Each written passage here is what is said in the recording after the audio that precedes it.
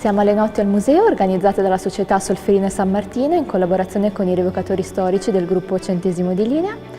E per la prima volta le notti al museo, che di solito vengono organizzate al complesso monumentale di San Martino della Battaglia, sono state organizzate anche al museo di Solferino, alla Rocca di Solferino. Questa notte è il 15 agosto, i musei si animano di notte e prendono vita, quindi ci sarà un percorso guidato tenuto da una vivandiera francese del Secondo Impero, che sarei io, dopodiché si continua con la scuola del soldato, tenuta da Corrado, il presidente dell'Associazione Centesimo di Linea, poi si va in marcia con i soldati fino in Rocca e al di fuori della Rocca accadrà qualcosa di molto particolare.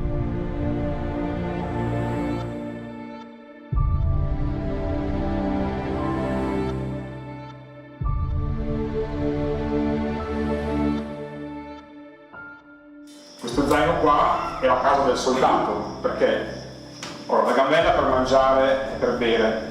Questo qua è un telo tenda. Due soldati avevano un telo tenda che venivano messi praticamente a capanna e dentro ci dormivano. Quindi c'erano i picchetti su un lato, i picchetti sull'altro lato e formavano la tenda che era tesa con delle corde e con questi picchetti qua.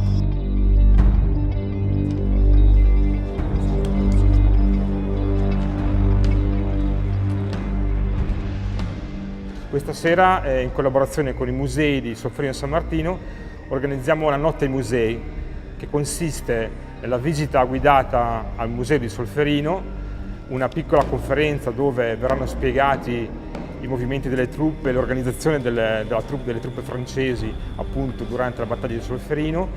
Verrà anche spiegato un po' la vita del soldato, l'uniforme, l'equipaggiamento. Dopodiché tutti insieme partiremo a lume di candela per andare su alla Rocca, dove ci sarà un piccolo processo militare che coinvolgerà anche il pubblico.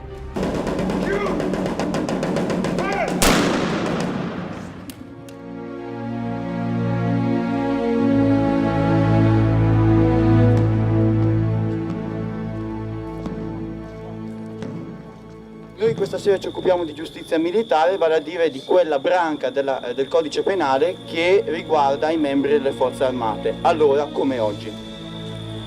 Dicevo, la pubblicazione nel 1857 del codice di giustizia militare venne sintetizzata in maniera più rapida in questo opuscoletto. Questa sera voi vedrete 3 giudici, di cui il presidente della giuria, che è il nostro comandante, e 2 giudici, 2 soldati anziani. Ciascun visitatore ha ricevuto un talloncino con un'infrazione al regolamento militare dell'epoca e quindi gli spettatori verranno processati secondo proprio la disciplina militare di metà Ottocento. Al termine del processo ci sarà una visita guidata in Rocca e il percorso si concluderà a mezzanotte nell'ossario.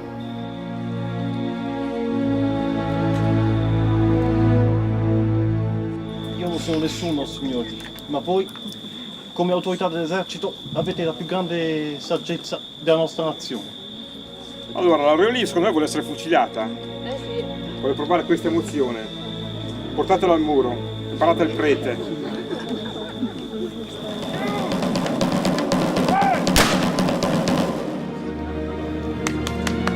Forte,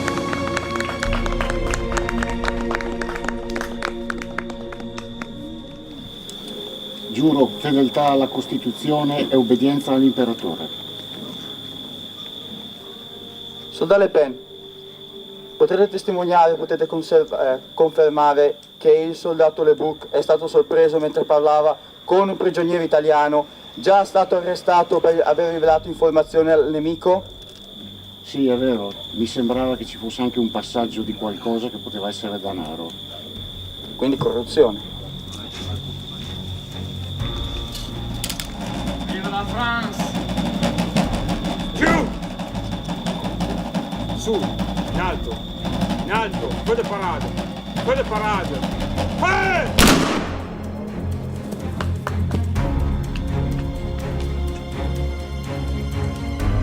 La maggior parte di noi adotta fucili originali, appunto a capsula, perché contrariamente all'epoca napoleonica che si usava la pietra focaia, ci fu poi l'evoluzione del fucile che spara con il luminello, con la capsula. essendo fucili di facile reperibilità e ad un buon prezzo, i miei ragazzi quasi tutti adottano questo tipo di arma per partecipare alle rievocazioni. Arma ad avancarica comunque, che carica un colpo alla volta, un bravo soldato riesce a caricare 2 anche 3 colpi al minuto.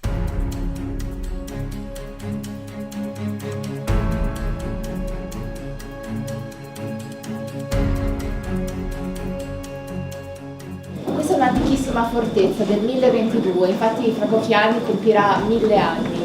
La sala più interessante si trova sopra, adesso ci entreremo, si chiama la Sala dei Sovrani. Adesso ci dirigiamo su alla Sala dei Sovrani.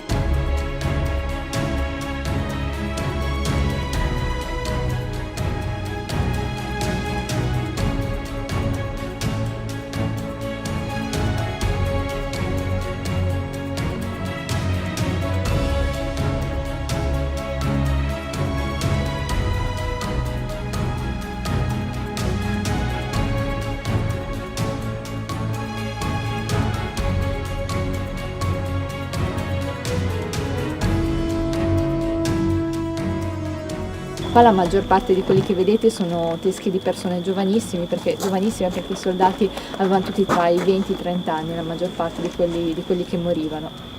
E nel gabinetto dell'anomalia abbiamo una particolarità, per esempio abbiamo lo scheletro di un uomo che doveva essere alto ben 2,03 metri, è un austriaco e da questo si deduce dal fatto che ha ancora una palla francese inficcata nello sterno.